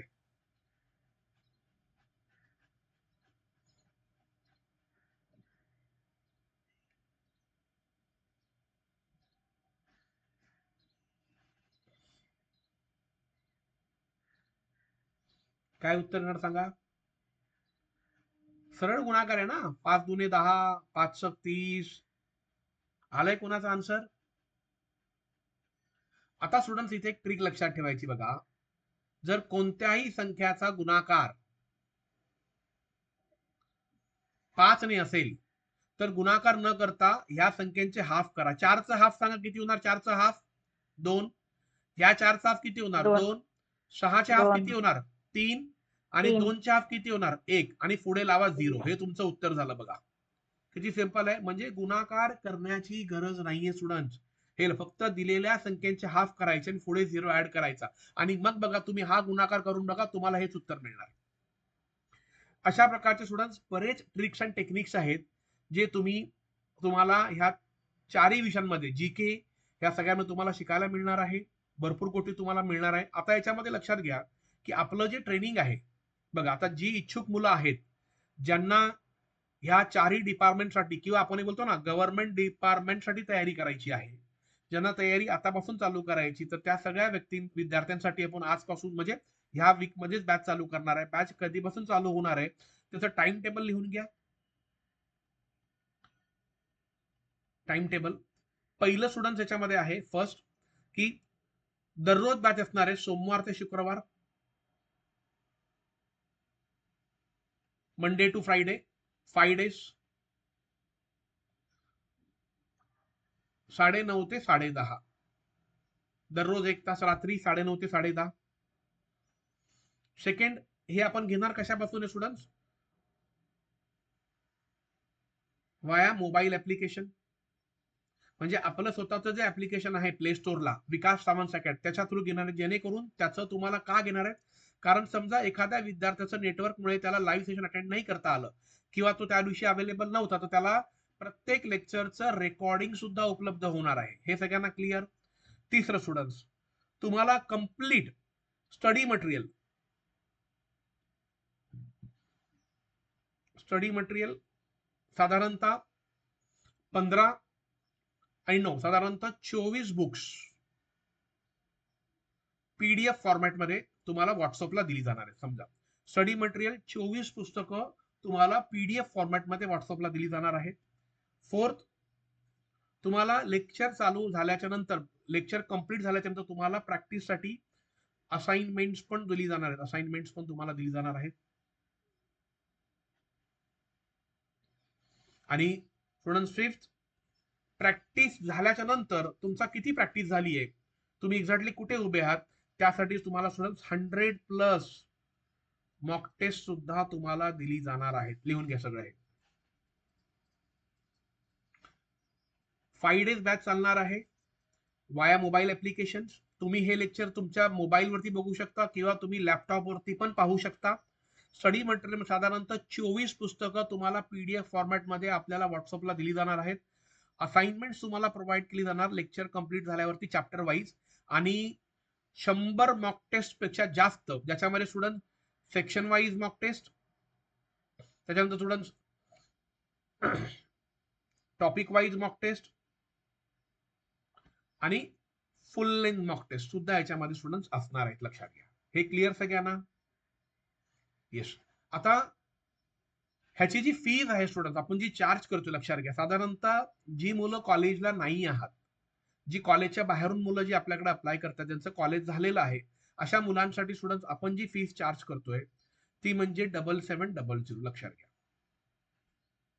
पण आपण आपल्या कॉलेजसाठी, मला वाटतं कोरोना काळापासून आपण आपल्या कॉलेजसाठी प्रोग्राम घेत आलेलो आहोत. आणि संजय पाटील सर आणि मला वाटतं विनायक मनमोरे सरांनी खूप चांगला प्रतिसाद दिला, आणि ते नेहमी जागरूक असतात की आमच्या भागातल्या आपल्या कॉलेजच्या विद्यार्थ्यांनी स्पर्धा परीक्षांमध्ये सहभागी व्हावं आणि जास्तीत जास्त विद्यार्थ्यांनी सरकारी खात्यात जावं. आणि म्हणून त्यांचे जे प्रयत्न आहेत, आणि त्या प्रयत्नांना डेफिनेटली येणाऱ्या पुढच्या काळामध्ये यश मिळालं सुद्धा असेल किंवा मिळत सुद्धा असेल. बरीचशी मुलं आपल्याकडे आज ट्रेनिंग घेत आहेत. तर मी सरांशी डिस्कस केल्याच्या नंतर सरांनी सांगितलं असं, थोडासा आमचा ग्रामीण भाग आहे, मुलांची तेवढी पेइंग कॅपॅसिटी नाही, आणि आपल्या कॉलेजच्या वतीनं आपण हा प्रोग्राम घेतो. तर कॉलेज शिकत असताना मुलांना तयारी करण्यासाठी आपण प्रोत्साहन त्यांना देतोय, आणि बऱ्यापैकी विद्यार्थ्यांना ट्रेनिंग घ्यायचंय. पण याच्यामध्ये जर आपल्याला काही फी मध्ये जर काही कमी करता आलं, तर आपण जी फायनल जी फी ठेवलेली आहे ती स्टुडंट फक्त आहे 2500 रुपये बस. या फीज मध्ये तुम्हाला स्टुडंट पूर्ण ड्युरेशन साधारणतः राहणार आहे 3 ते 4 महिने. कालावधी आपला आहे 3 ते 4 महिन्यामध्ये तुम्हाला 4ही डिपार्टमेंटची तयारी, 4ही विषय, प्लस तुम्हाला बघा कम्प्लीट स्टडी मटेरियल, असाइनमेंट्स आणि 100 पेक्षा जास्त मॉक टेस्ट तुम्हाला प्रोव्हाइड केले जाणार आहेत. दररोज लेक्चर होणार आहे 9:30 ते 10:30. आता याच्यामध्ये स्टुडंट तुम्हाला पेमेंट कुठे करायचंय बघा. फीस तुम्हाला 7700 भरायची नाहीये, तुम्हाला फक्त भरायची आहे ती म्हणजे फक्त आणि फक्त 2500 रुपये. आता जे कोणी इच्छुक विद्यार्थी आहेत, ज्यांना खरंच येणार काळामध्ये आपलं करिअर सेफ आणि सिक्युअर, तेवढंच नाही तर फायनान्शियली ज्यांना स्टेबल व्हायचं आहे, अशा प्रत्येक विद्यार्थ्यांनी बापूजी साळुंके कॉलेजचे आपले संजय पाटील सर आणि कन्या महाविद्यालय मिरज कॉलेजचे आपले विनायक मनमोरे सर यांच्याकडे आपली नावं नोंदवा. ओके. आणि आपण एक ग्रुप बनवलेला आहे. हा सरांनी आपापल्या ग्रुपवरती बघा, तुम्हाला एक मेसेज टाकलेला आहे. त्या मेसेजमध्ये एक लिंक दिलेली आहे ग्रुपची. त्या लिंकवरती बहुतांश विद्यार्थी जॉईंट आहेत, आणि त्याच ग्रुपवरती मी आता पेमेंट तुम्हाला कोणत्या जीपे नंबरवरती करायचंय, कोणत्या फोन पे वरती करायचंय, ओके, ते तुम्हाला डिटेल्स आपण तिकडे सगळे तुम्हाला पाठवणार आहोत. हे सगळ्यांना क्लिअर झालं विद्यार्थी मित्र? हो. ओके. आता स्टुडंट्स म्हणजे तुम्हाला एक क्लिअर झालेलं आहे की 3 ते 4 महिने आपल्याला शिकवलं जाणार आहे. तुम्हाला पूर्ण स्टडी मटेरियल दिलं जाणार आहे पीडीएफ फॉर्मॅटमध्ये. बाहेरून तुम्हाला काही घेण्याची गरज नाहीये. तुम्हाला ऑनलाईन मॉक टेस्ट पण आपणच देणार आहोत, आणि ते फक्त आणि फक्त स्टुडंट्स 2500 रुपयामध्ये. क्लिअर सगळ्यांना? आता जर स्टुडंट्स आपल्याला जर काही डाऊट असेल, आपल्याला समजा जर आता काही विचारायचं असेल, तर स्टुडंट तुम्ही तुमचा माईक अनम्यूट करून तुम्ही थेट आता माझ्याशी संवाद साधू शकता. येस.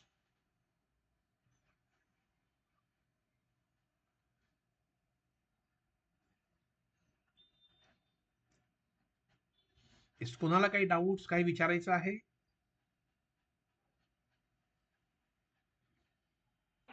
बॅच कधी चालू होणार आहे? बॅच शक्यतो ह्या वीकच्या माझ्या मते फ्रायडे पासून आपण बॅच चालू करतोय. कारण साधारणतः बघा की मी तुम्हाला सांगितलं आज 2500 भरा म्हणजे काय लगेच तुमच्याकडे 2500 उपलब्ध असणार असं नाहीये. तर साधारणतः संजय सरांशी आमचं बोलणं झाल्याच्या नंतर सरांनी सांगितलं मुलांना एक 3 ते 4 दिवस आपल्याला द्यावे लागतील. ओके. साधारणतः आपण 3 ते 4 दिवस तुम्हाला दिलेले आहेत, आणि साधारणतः ह्या वीक मध्येच आपण ती बॅच चालू करणार आहोत. ओके. यस. अजून कोणाला काही डाऊट्स काय विचारायचं आहे विचारून घ्या.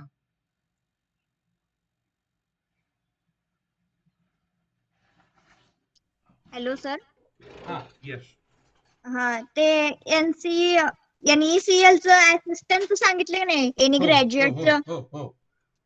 त्यातले 4 सब्जेक्ट आहेत ते ऑब्जेक्टिव्हचं आहे पण किती मार्काचं आहे किंवा कसं काय पॅटर्न त्याचा? त्याला कसं असतं नाही का, एक्झाम पॅटर्न जो असतो ना त्याच्यामध्ये पहिली परीक्षा होते त्याला 3 विषय असतात. हा. ओके, रिझनिंग, मॅथ्स आणि इंग्लिश. हा. हा, रिझनिंगचे 35 प्रश्न, मॅथ्सचे 35 प्रश्न आणि इंग्लिशचे 30 प्रश्न. आणि हा तीस पॅटर्न असतं. सगळ्या एक्झामला कॉमन असतो. म्हणजे 100 सगळं. प्रश्न आणि 60 मिनिटं. म्हणजे एका तासात कम्प्लीट करायचा का तो? पण एका तासामध्ये तो कम्प्लीट होत नाही. मग साधारणतः मॅक्झिमम तुम्ही 80 ते 85 प्रश्न सोडवू शकता. मग ते कशा प्रकारे सोडवायचे, त्याला कोणत्या टॉपिकला, आता बघा मी तुम्हाला, कारण बघा आजच्या ह्या प्रोग्राम मध्ये आपल्याला काय सगळं सांगता येणार नाहीये, बरोबर आहे. तर मी हो. तुम्हाला बघा एक्झामचे सब्जेक्ट दिलेत, पण मी तुम्हाला टॉपिक दिलेत का? नाही. नाही. टॉपिकचं वेटेज दिले का? नाही. नाही, कारण त्याला आपल्याला अजून 1 तास नाही. लागणार आणि तेवढा वेळ आपल्याकडे नाही. आजचा हा आपला वेबिनार आहे जो फ्री ऑफ कॉस्ट आहे. तर आता आपली जी बॅच आपण चालू करणार आहोत, जी इच्छुक विद्यार्थी, जे आता तुम्ही सगळे ग्रुपला जॉईंट आहात का? हो आहे. यस. तुम्ही त्या ग्रुपवरती बॅच कधीपासून चालू करणार आहे, त्याचं पेमेंट डिटेल्स, पेमेंट तुम्हाला कोणत्या नंबरवर करायचं, त्याचा QR कोड पण मी तुम्हाला देणार आहे. आणि आपल्याला करायचं काय की पेमेंट केल्यावरती तुम्हाला तुमची जी रिसिप्टची स्क्रीनशॉट आहे पेमेंटची, जीपे, फोन पेची, ती तुम्हाला त्याच ग्रुपवरती तुम्हाला टाकायची. लक्षात घ्या, मी तो ग्रुप आता सगळ्यांसाठी ओपन करणार आहे. आणि तो टाकल्याच्या नंतर खाली तुमचं नाव आणि तुमच्या कॉलेजचं नाव आणि तुमचं स्टँडर्ड, तुम्ही म्हणजे TY ला कुठल्या ह्याच्यामध्ये आहात ते तुम्ही टाकू शकता. Thank you sir. ठीक आहे. येस. आणि मग आपलं जे लेक्चर चालतं, त्या लेक्चरमध्ये पहिल्या लेक्चरला मी तुम्हाला टॉपिक देणार आहे आणि प्रत्येक टॉपिकला वेटेज. Okay sir. यस. अजून कोणाला काही डाऊट्स?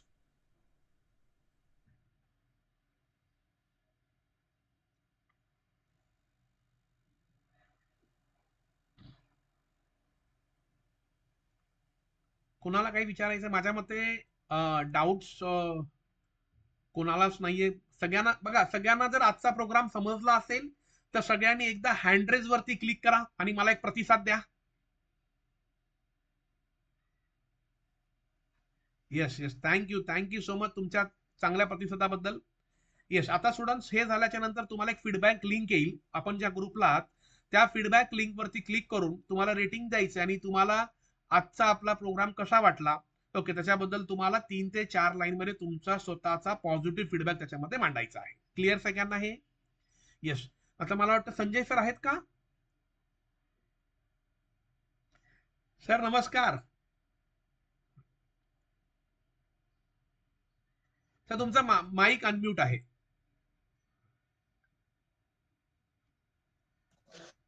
हा सर. येतोय आवाज? हो, आता तुमच्याकडे हँडओव्हर करतो, म्हणजे आपण शेवट सांगता करूया. म्हणजे मला वाटतं बऱ्यापैकी मुलांचे डाऊट्स जर काय असतील तुम्ही विचारा तुमच्याकडनं, जर त्यांना अजून काय विचारायचं असेल. अदरवाईज मग तुम्ही शेवटचं सत्र हातामध्ये घ्या आणि आपण मग त्याला एंड करूया.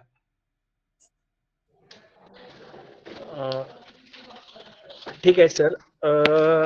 या कार्यक्रमाची औपचारिकता म्हणून जे आभार मानणार आहेत, मी डॉक्टर संतोष शेळके सर यांना विनंती करतो की त्यांनी या कार्यक्रमाचे आभार व्यक्त करावे. पण सर तत्पूर्वी ना, एकदा जर तुमच्याकडनं विचारा, जर कोणाला अजून काही डाऊट असेल तर विचारतील.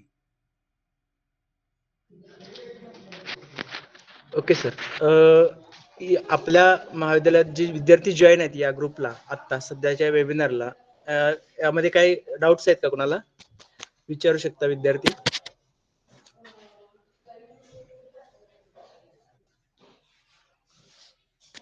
नाही वाटतं सर. चालेल. नाही सर. Okay sir. सगळ्यांना शेळके सर. क्लिअर झालेलं आहे, काही प्रॉब्लेम नाहीये. सविस्तर आपण घेतलेलं आहे ते. Okay sir. हा नमस्कार. Yes yes yes.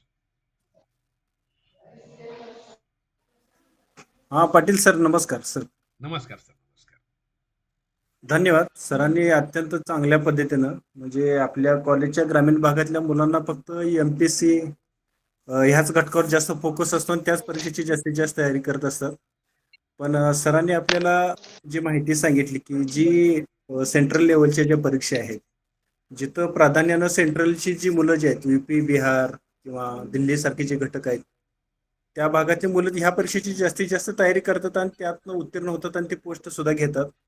आपल्या ग्रामीण भागातल्या किंवा महाराष्ट्रातल्या विशेष मुलांची जी तयारी करतात ते ह्या भागातल्या मुलांपर्यंत ही माहिती पोहोचत नाही, की जी काय बँकिंगच्या परीक्षा असतील, रेल्वेच्या परीक्षा असतील किंवा LICच्या ज्या परीक्षा असतील, ह्या परीक्षेची सरांनी चांगल्या पद्धतीनं अत्यंत चांगल्या पद्धतीनं माहिती दिली. विशेष करून परीक्षेचं स्वरूप कसं आहे, प्रश्नाचं स्वरूप कसं आहे, त्यानंतर निवड प्रक्रिया कशी आहे, त्यानंतर विद्यार्थ्यांच्या बाबतीत प्रश्न जे येतात ते प्रश्न कुठल्या ट्रिक्स मार्फत सोडवले की लवकर आपण त्यापर्यंत पोहोचेल, त्या सर्व पद्धतीनुसार त्यांनी सरांनी चांगल्या पद्धतीने माहिती दिली.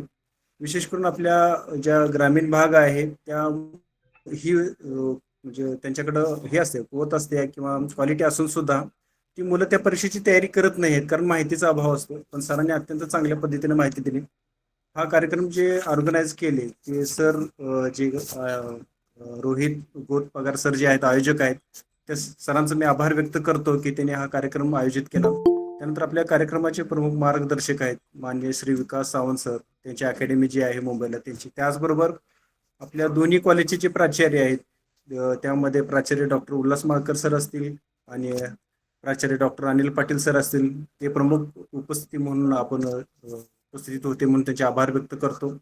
त्याचबरोबर दोन्ही कॉलेजचे जे सर आहेत, डिपार्टमेंटचे हेड आहेत, डॉक्टर यशवंत हरताळ सर ज्यांनी प्रस्ताव केले, त्यानंतर आपल्या कॉलेजचे डॉक्टर वनमोरे सर असतील, त्यानंतर संजय पाटील सर जे आहेत त्यांनी विशेष करून पुढाकार घेतला आणि हे कार्यक्रम पूर्ण करण्यासाठी जी धडपड केली त्यांचा मी आभार व्यक्त करतो. त्याचबरोबर हक्की मॅडम असतील, त्यानंतर आमच्या कॉलेजचे जाधव सर, जाधव मॅडम असतील, शिंदे मॅडम असतील, या सर्वांचे मी आभार व्यक्त करतो. अशाच पद्धतीनं कार्यक्रम विद्यार्थ्यांपर्यंत पोहोचले पाहिजेत आणि जे विद्यार्थी या कार्यक्रमाला उपस्थित राहिले त्यांचा मी आभार व्यक्त करतो आणि कार्यक्रम संपला असं जाहीर करतो. पाटील सर.